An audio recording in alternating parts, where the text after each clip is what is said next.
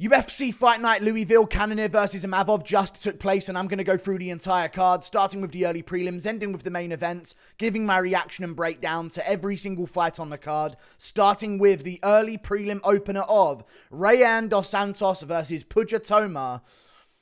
I'm joking, that's sorry. Puja Tomar won the fight. I've watched back some of the fights, skimmed through some of them because I missed the first three on the card. So I watched them back, which is why this is a little bit delayed. I thought Rayanne dos Santos was landing the better shots, especially when it comes to the punches that were being landed.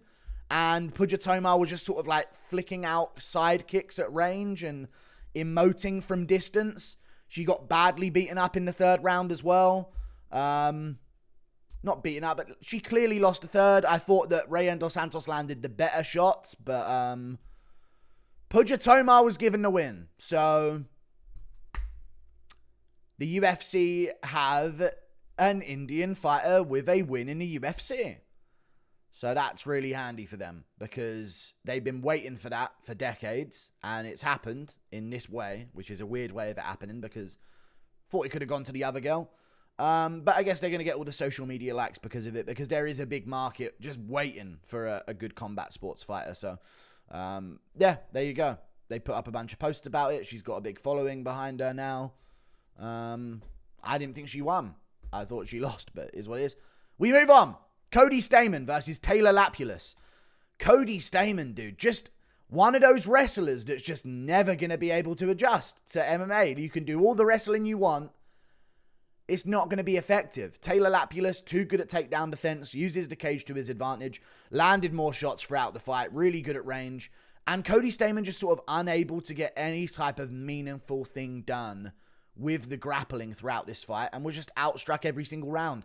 I don't know what needs to be told to someone like Cody Stamann. So this is what this fight is going to be about, basically, right? Or this fight recap is going to be about. I don't know what needs to be told to him to tell him that he needs to change something. You know? Like these guys that fail at what Cody Stamann did. I mean, we just watched Dylan Budka do it against Cesar Almeida, the guy who just lost to Roman Kopylov recently. He did it in their fight in both of their debuts in the UFC. And just no adjustment other than I'm in on the takedown. This cage is stopping me, but I mean, if this was real wrestling, I would have got a takedown by now if the cage wasn't here. You know what I mean? So it's kind of just lame. Like, they're just refusing to adjust to the fact that there's a cage now. And he just got outdone for 3 rounds. So, sucks for Cody Stamann. There's a loss. Good for Taylor Lapilus, though. Remains quite dull, but he won the fight. And there you go. Good job. I picked him to win, and he did. We move on. Up the card. Eduarda Moura versus Denise Gomes. This just goes to show that it doesn't matter credentials, history, touted prospect. Are they lesbian in women's MMA? Do they look like a man? Is the big part about it. And even though Denise Gomes was way smaller, like I said she was going to be, I thought that would lead to Eduarda Moura being able to take her down. But she's just not attracted to that way. So she couldn't win a fight. So yeah, Eduarda Moura just failing takedowns, gassing out, got takedowns in moments, but just did nothing with them. Eventually got reversed, or Denise Gomes got back up and just landed the better shots throughout the fight. So well done, Denise Gomes. She was also way busier whenever they were doing nothing, like whenever it was just sort of stalling out against a cage. She was being a lot busier in those positions. So yeah, Denise Gomes wins the fight. Wasn't very great to watch, but there you go. There you go. Touted prospect, one of the most touted prospects we've had at women's strawweight. Wow, she's going to be a monster. Look how big she is for the division. Look at her grappling game. Look at all this. Denise Gomes is attracted to women, so it doesn't matter. Try all you want with all your credentials. It really don't fucking matter anymore. And I'll start taking that into consideration moving forward in my predictions. I'm sorry. We move on. John Castaneda versus Daniel Marcos. This was straightforward. Castaneda just sort of hasn't been... And this is where I started watching for good, not just skipping through stuff. John Castaneda just sort of hasn't been good recently. He started his career and he looked like he had something. because he fought Nathaniel Wood. He got his ass beat by Nathaniel Wood, but he put up a fight against Nathaniel Wood at bantamweight, and Nathaniel Wood was a big bantamweight, very touted. Other than it like getting clipped by John Dodson in the third, he would have been in the top 10 if he would have made it into the decision of that fight, but he got clipped. A little bit of a weird stoppage as well, by the way. Daniel Marcos, though, won the fight. John Castaneda's just looked really bad recently in his career, and if you don't massively slow down, he's not really going to beat you, because he's just not as good as the basic stuff. At the basic stuff as most other fighters are. Daniel Marcos, really nasty knees in this fight. Had John Castaneda hurt in the first round, and I believe in the third round as well, if I'm not mistaken. Another round somewhere in the fight, he had him hurt as well. So I had it Daniel Marcos all the way. Clean sweep. Doing much better than John Castaneda. Just being in control of the fight. Better shots at range. Knees up the middle. Kept landing the knees up the middle. Good uppercut. Stayed on him. The straight punches were working all night long. He was landing a jab and a 2 behind it, and even a 2 and then just throwing a jab behind it as well. So good job, Daniel Marcos. Composed performance. Clean victory. And beat John Castaneda for 3 straight rounds. So good for him. Really good for him. Great job, Daniel Marcos. Yeah, he's doing good, man. He's not great. Like, I don't think he's going to be a world beater, because I did see him lose to Davy Grant. But And if you look at Yanez, the loss to Davy Grant, where you get gifted a win because you're an up-and-coming prospect instead of Davy Grant, who's an old man, usually ends in you being fraud-checked. So we'll see what happens to Daniel Marcos. But he's doing good, and he slowly improves, and he does everything right. I was saying that to my chat the whole time. He's just a well-trained martial artist. He does things that he needs to do. You know what I mean? Oh, the guy's going for a takedown. I need to get my underhooks, and I need to stuff this, and I need to look for knees to the body and then separate. And he does it. It's not like he just looks like, you know, other fighters this card that we may talk about, Miguel Beza. We move on. Up the card, Andrea Lee versus Montana De La Rosa. I don't know how this was a split decision. I thought this was very clear to Montana De La Rosa based on the second and third round. The first round was even quite close as well, to be honest with you guys. But what it came down to was Montana De La Rosa had the grappling advantage. I didn't think she would. I was hesitating saying that she would win because of it, because I thought she did better technically against Maycee Barber. But then Maycee Barber did better control-wise. It's just a weird one, isn't it? I thought Andrea Lee was the one, like, on top of Maycee Barber a lot in their fight. And Maycee Barber was out-grappling Montana De La Rosa. So, obviously, Montana De La Rosa is better at grappling than Andrea Lee. So, I don't know what else we could have gone off of there. Tough fight to predict. But Montana De La Rosa was throwing heat in the second and third round. First round, I had pretty clearly to whoever I just mentioned, Andrea Lee. And in the second and third, I thought Montana De La Rosa edged it. And she got the takedowns as well. So it kind of just solidified her win as the fight went on. So good job, Montana De La Rosa. Nearly had a couple moments where it would have had some real highlights in the fight, if you know what I'm saying. They nearly popped out. But it was a great watch. Top 10 baddies in the UFC. On everyone's radar after that fight for sure. Good looking girl. We move on. Brad Katona. Jesse Butler.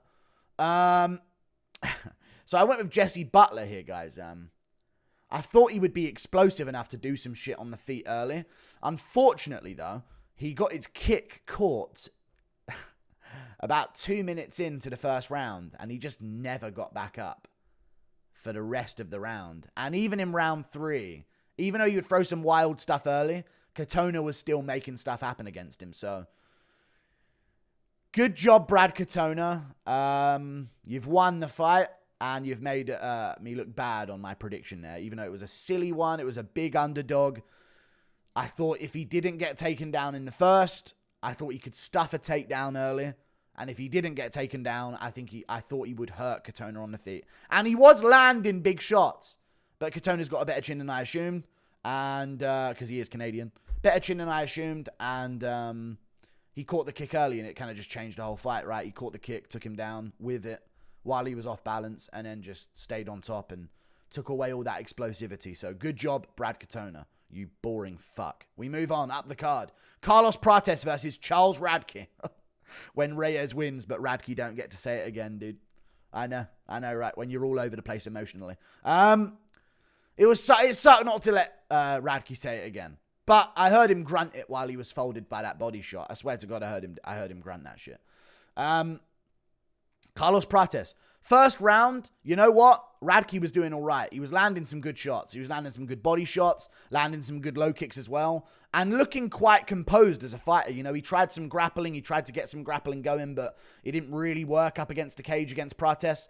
And as the fight went on, he just kind of, you know, left more openings for Prates. The knee up the middle was there. He landed it earlier in the fight. The front kick up the middle was there for Prates as well. Radtke stands very square in front of his opponents, doesn't move side to side a lot.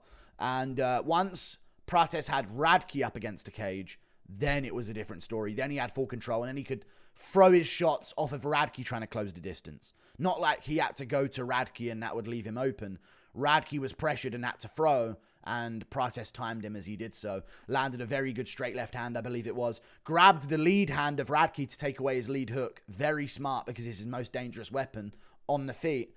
Took away the lead hook, and then just fought. Screamed at him a little bit, went woo after the left hand, and then kneed him straight in the liver and put him down bad. Put him down bad. And the referee tried to ruin the walk-off KO. Because Radtke was out, but the ref was like, no. I thought he wanted to say it again. It's almost like he was mocking Radtke. Go on, Radtke, say it again, bud. I'm not stopping it yet. Oh, just a knee put you down, dude? I don't know. Maybe the referee was an ally. Or as they seem more and more like nowadays, the Axis powers. We move on. Up the card. Ludovit Klein versus Thiago Moises. Bastard. The one that he didn't copy me on. Even fell for my old... He even fell for my old... sorry. He fell for my old Jesse Butler switcheroo, he did, chat. I tell you, he fell for it this time. But the one that he didn't copy, huh? Good job, though. Ludovit Klein won the fight. And to be fair, looked like he's going to become a world champion in the future. I mean, the takedown defense on display was amazing to watch. Genuinely amazing to watch. You need to give full credit for this performance, because we've never seen this from Ludovit Klein before.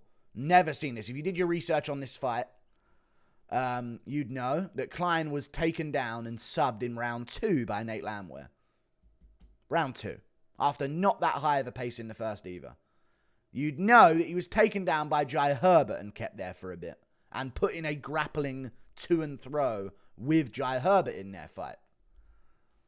The guy lost to Mike Trezano. But I get it. Move up in weight. Fight better grapplers. Fight larger people. And do better against them defensively. Don't know what happened overnight in Ludovit's career where he learned how to stuff every takedown anyone can ever shoot on him. Because they were good shots from Moises. But he stuffed all of them, man. Nasty work. I thought Moises would at least get one, and that would change the look of the fight. And Moises kept competitive with him, but just lost in big moments like the end of the first and the end of the third. And great job by Ludovit Klein, dude. He put Thiago Moises on skates often. And hurt him in the first round with some crazy thing I didn't even see land, but it caught him right on the tip of his chin, right at the end of the punch. And then round 3 hurt him again and started putting a bit of a whooping on him. So really good job by Ludovit Klein. Stuffed the takedowns. Listen, Makhachev couldn't stuff those takedowns. Makhachev could not stuff those takedowns, dude. I didn't see Makhachev dropping Moises in the first or third. You know what I mean? I saw him and Moises going in a bit of a grappling match with each other. So insane. Fucking insane that Klein pulled that off. We move on. Great performance, though. Both guys looking for body kicks and rear kicks on each other the entire time, but Klein was just that little bit more fast twitch muscle, and that was obvious in the fight. A little bit faster. I just thought Moises could get the takedown because, you know, he got it on Makhachev and took his back. So I thought he could get it against the guy that got taken down by Nate Landwehr and Jai Herbert. And lost to Mike Trezano. But, you know, just doesn't work that way. Logic. We move on. Up the card to the main card. Miguel Beza versus Pinelli Soriano. Now, this one I actually want to talk about. Disgraceful performance from Miguel Beza, dude. Absolutely shocking performance. Now, Miguel Beza's talented on the feet, actually. He's pretty good at stand-up. He's quick. He's got the genetics for it.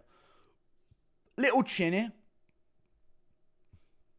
A little bit chinny, I understand. But the problem with Miguel Beza's game is he doesn't have a brain. This is the problem. And this is where this whole idea of me giving money to these fighters might be a problem, because I don't know if they can be trusted having money. You know what I mean? Some of them. Now, Baser's not on his first contract, though, so I will give him a bit of a pass. He's dumb, though. Like, you don't pull leg locks in MMA. They never work. They just don't work. Stop pulling leg locks. Stop jumping guillotines. Stop pulling leg locks. Stop jumping guillotines. I'm not joking. Miguel Baser had about, I would say,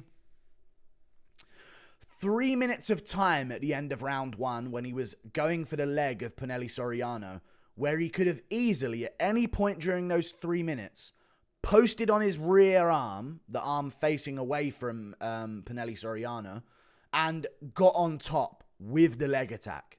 He could have done that at any point for about 3 minutes. That's the position they were in. But no, he kept looking for the heel hook. Leg locks do not work in MMA if your opponent does not believe in them. Jiu-jitsu is soy. Stop using it as a martial art. It is inherently bad to be on bottom position. Do not accept bottom position going for subs. They do not work unless in very rare occasions. They just typically do not work ever. How many more Ryan Halls do you have to see to understand that? That shit don't work in combat when someone can punch you and you're accepting 100 punches to the face, still looking for that heel hook. You brainless, no IQ Todd! Good job, Pinelli Soriano, though. Disgraceful performance from him. I don't know how he didn't get the finish. Just the weakest, little soyest ground and pound we saw for 3 straight rounds. Should have stopped the fight. They stopped the fucking Cannonier fight. Not that one, no. One-sided beating for like 2 straight rounds, that was. But Cannonier's taken a big shot, guys. We have to step in. Bullshit. We move on. Up the card. Julian Marquez versus Zachary Reyes. This was a no-brainer. You had to pick Zachary Reyes here. All fast twitch muscle, all first round finishing potential. And Julian Marquez hadn't been in there in a long time. His chin has been kind of ruined in his past few fights, especially the last one against Gregory Rodriguez. And he got KO'd in the first round. Really nasty body kick from Zachary Reyes. Really nasty body kick. Hurt him bad with it. And then caught him with a nasty. After a left hook he threw a left hook or a left uppercut. And then found the right uppercut underneath it as well. Very quick. Very fast twitch muscle guy. Does have a bit of a problem with takedown defense that we've seen throughout his career. But other than that slam, he was kind of latching up a submission on Cody Brundage. So who knows? And he did get a submission off of his back on the Contender Series as well after being taken down. So he's good. He's very good. And he's sort of like an Oliveira of middleweight, I would describe him as, to be honest with you guys. So we'll see what happens with him. Might be a little bit of a glass cannon. Maybe a little bit easy to control in moments on bottom position. But finishing potential from everywhere. And you saw that in this fight against Julian Marquez. And he was good on the microphone as well. Seems like a marketable guy. So really good job to Zachary Reyes. We need some new blood at middleweight. Can't wait for him to get fraud checked by Hermansson. We move on. Bruno Ferreira versus Dustin Stoltzfus. Wicked fight. Wicked fight. Little bit... I'm going to talk about the stoppage because Herzog's had a couple stinkers, right? I liked the stoppage. I thought, though, before I even talk about the fight in general, I thought that the stoppage looked the way it did because Stoltzfus thought that Herzog stopped it sooner than he did. Herzog stepped between Bruno Ferreira and Dustin Stoltzfus after that spinning elbow that dropped Stoltzfus and did not wave it off for like a good 2 or 3 seconds. He stood between them, got in Bruno Ferreira's way, and just looked at Stoltzfus as he got back up. And then once he had got back up, he then waved it off. But I think that the reason Stoltzfus just sort of started stumbling off and going, fuck, shit, like that, was because he thought when he popped back up and saw Herzog between him and his opponent, he stopped it. And he started wobbling off to the side like, fuck, shit. Where probably he would have wobbled back with his guard up and maybe tried to fight back. Would he have likely lost anyway? Yes, but I'm saying there was the weirdness of that stoppage. I like the stoppage. I think he would have been finished anyway. It's not a top middleweight ranked fight, is it, Herzog? So no need to let it go or anything. Fucking idiot. Bruno Ferreira gets to finish. Nasty spinning elbow. Landed 2 of them in the fight as well. Before that, they both looked shit. Bruno Ferreira looked like dog shit before that. I'm saying it. Stoltzfus looked not good himself. Really slow, really unathletic. Had a takedown that Bruno Ferreira had to reverse and get back up from. But Bruno Ferreira looked awful. Hesitant, turning his back, running away. breathing extremely heavy after 2 minutes of fighting. And both of them looked like absolute dog shit before the spinning elbow. But it was a wild finishing sequence where Ferreira had wobbled him, but Stoltzfus was still getting him back with elbows and punches on the inside. So it was a crazy moment where Stoltzfus is literally a punch away from going down, but he's also tagging Bruno Ferreira coming in. So it kept you on your toes. Insane fight. Really low level looking though, but it is middleweight, so you got to give it a bit of a pass. We move on. Up the card, Raul Rosas Jr. versus Ricky Turcios. Great win from Raul Rosas Jr. I thought he lost the first round. And I put that on Twitter. And people have said, what? He lost the first round because now they like control time and takedowns. I don't know why they just pick and choose, but they do just pick and choose MMA Twitter when they want to count control time or not. Ricky Turcios was the only one doing anything in round one. He had the better moment of grappling. I'm pretty sure he had the back of... no, maybe it was in round 2 that he had the back of Raul Rosas. But he might have had it in round 1. I'm not sure. I can't quite remember. I think he must have done if I think he won that round. Maybe not, though. Maybe not. But I thought he just did more the whole time. Like, Raul was doing nothing on top of him in terms of ground and pound. And had no real submission attempts. Or no real dominant position. He just sort of laid on top in guard. And Turcios was punching and elbowing and punching and elbowing. And landed a couple good shots early on the feet as well. So... I actually thought Turcios won that first round. So yeah, I thought he got the first round, but Raul Rosas got into the second, went through some tough adversity in the grappling. That chin is a cheat code for dealing with rear naked chokes, I'm telling you. It is a cheat code. Turcios should have been under the chin, but he had it completely like, you know what I mean? His chin was just a blockade against the forearm. Just not letting anything fit underneath it to get to the neck. It was insane. So Raul Rosas Jr.'s got a cheat code. Cannot be rear naked choked. You heard it here first. I'll be yapping that when he loses to Umar for the belt one day as he gets subbed by rear naked choke in the 5th. Not real. Not a real choke, guys. He can't be subbed by rear naked. Oh, he tapped. Ricky Turcios, though, lost in the second round. Lost composure. Eventually got rear naked. Good job by Raul Rosas Jr. Did he deserve a bonus for it over Reyes? Fucking no way. Reyes fought for his fucking career on the line, and Rosas got a fucking layup again, like he always seems to get outside of C-Rod. It's fucking lame as fuck, dude. We move on. Dominick Reyes versus Dustin Jacoby.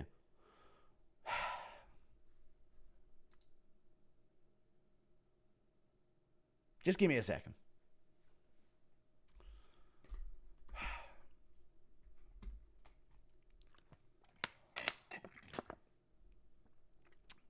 It's water, by the way. Just give me a moment. He's back. Dominick Reyes is back in town. And he's coming for Anthony Smith next. And he's gonna beat his ass. Ain't no way Smith's taking him down. And he beat the shit out of Smith on the feet as well, dude. Dominick Reyes is so back, dude! So good to see. Was doing good before it as well, let's not forget. Like, he was in the fight with Jacoby. Jacoby was landing some good low kicks on him, but he was landing good body kicks on Jacoby. That was definitely the move that he went into this fight with. Body kick. Hard body kick from Reyes over Jacoby. Bang. Slams it to the body of Jacoby. Now, Jacoby was landing good low kicks back. Landed a couple punches here and there as well to show that, okay, Reyes' chin, he's taken a couple shots well. But Reyes landed his signature. And I mean this, I said this during the fight. Signature shot. The float away, pivot, plant off the rear foot and twist, straight left hand, pivot on the outside as you rotate out from having your back on the cage. That is the Reyes punch in MMA. Backing up, step on that rear, twist over into the left as you pivot out to the side and escape off the cage. Great stuff from Dominick Reyes. Wobbled Jacoby immediately with it and then just went to town, landed a beautiful knee on him as he was hunching over, hurt him even more. And then just started teeing off, put away Jacoby face first on the canvas. I mean, good Lord. Reyes is back. And you know what was really fun to see? It wasn't his celebration. Anyone celebrates fights. When he was punching the cage with a smile on his face, you could literally see the relief beaming off of him. Because if he would have lost this one, they probably would have cut him from the sport or the UFC. And that's that for Reyes, really. If he had lost this by TKO especially, that would have been it. The guy that beat up on Jon Jones and made Jon Jones look like a little bitch that he did.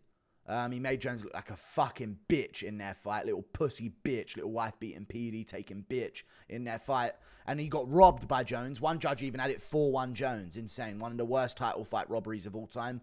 But Jones is the GOAT, guys. Let's just look at the Garn fight and forget everything else that's ever happened in his career.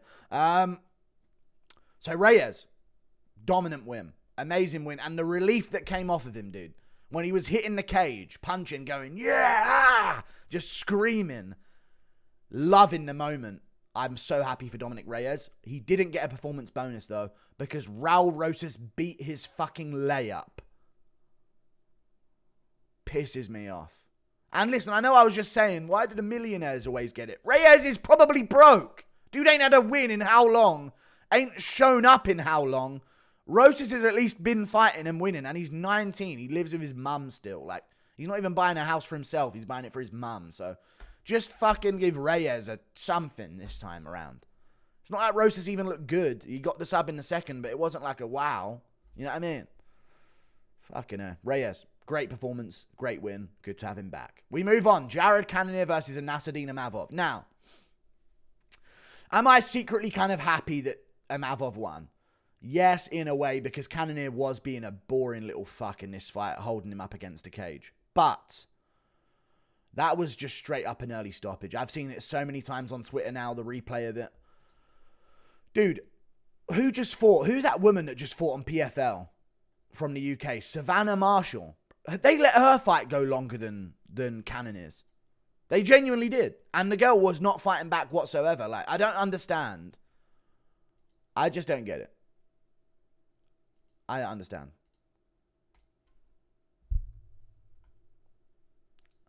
Why did they stop the fight? I know Cannonier was rocked, and Imavov looked good in this fight. Like, he looked good on the feet, crispy, his timing was good. He was holding his own in the clinch, landing some knees here and there, and elbows on the break and stuff like that. Got a little chucked around early, but his cardio held up a bit better than we normally expect from him. But Jared Cannonier was not out of that fight, and something that you have to take into consideration is the fact that he's 40-something years old. He's 40 years old. He's coming off of injuries. This is likely his last shot. And I'm just going to say it how it is. This is how it felt. They looked for any chance to step in and stop the fight. And they found a chance.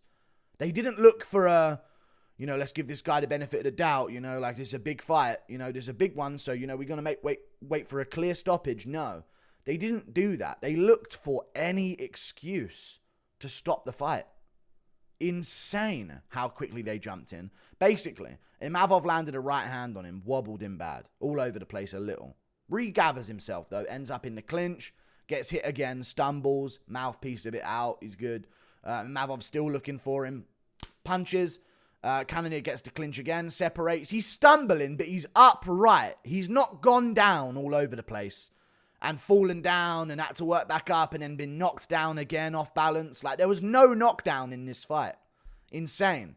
So he's back up and he's stumbling, but he's got his guard up and he's trying to swing back.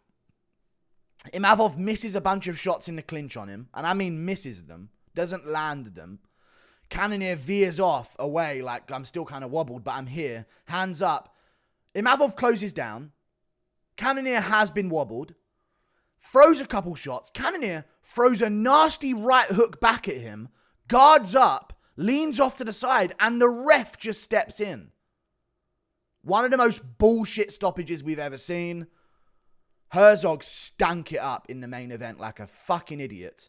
And just made an absolute mockery of it. So, ruined that. Ruined Imavov's credibility. Even though he looked good anyway. And if he would have won there, it would have been a TKO. We got robbed of a real TKO. There is no highlight to be had. That's how you know it's an early stoppage. When there's not a highlight to be salvaged. Other than, oh, he wobbled him. There's not a finishing highlight to be salvaged in that fight. That's how you know it's early. They're going to show a lot of cuts of him hitting Cannonier and Cannonier wobbling, and then they're just going to cut it to when the ref has stepped in and not show that sequence in any highlight. That's how you know it's a bad stoppage. But before that, Cannonier was doing good early. Won the first. landed good shots. Imavov's got a good chin on him because he took some big ones off of Cannonier. Cannonier won the first, got some takedowns. Imavov started doing good in the second. I thought he out-hustled Cannonier in the clinch and landed good shots at range as well and took some good shots too. Pretty close fight, but I thought that Imavov out-hustled him in the clinch and did a little bit more at range. So I had it 1-1 going into the third. I had Cannonier winning the third. Pretty clear. Outlanding Imavov. Imavov starting to slow down, needs to be mentioned. Starting to slow down, and Cannonier being able to hold him against the cage way easier. So I thought Cannonier won the third. And then fourth, he was doing good, got caught, got finished. And I guess now we'll never know. So, really shitty situation from Herzog. Fucked it up badly. Literally looked for any fucking excuse he possibly could to step in. This is Herzog refereed CJ Vergara versus Luan Lacerda, I think his name was. Remember that one where he was literally running full speed away from him for an entire round, getting beaten up, dropped 3 fucking times or some shit? Herzog refed that fight. Insane. Like and subscribe. Thank you for watching. Toodle Pip. I'll see you later. Goodbye. Did bad on picks, but I mean, what was the excuse today? Let's fucking go for it. Did bad on picks tonight, but what happened? Puja Tomar, robbery in favor of her against my pick. Eduarda Moura fought a lesbian. I should have just picked lesbian. Castaneda Marcos got that one right. Andrea Lee out-grappled Barber. Barber out-grappled De La Rosa. So, of course, De La Rosa out-grapples Andrea Lee. And then, shouldn't have picked Butler. Trying to throw Lucas Tracy off. My bad. He fell for it, lol. Klein's got better takedown defense than Makhachev. And Imavov, bullshit stoppage in the main event. That was against my pick as well. Reyes wins. I'm A-okay with that happening. And other than that, what else did I get wrong? Nothing, really. Oh, yeah, Miguel Beza just shriveled up on the ground and performed a humiliation ritual. So, it is what it is. Like and subscribe. Thank you for watching. Tough that those are all the ones that I picked. But that's how it happens every time. See you later. Goodbye, Toodle Pip.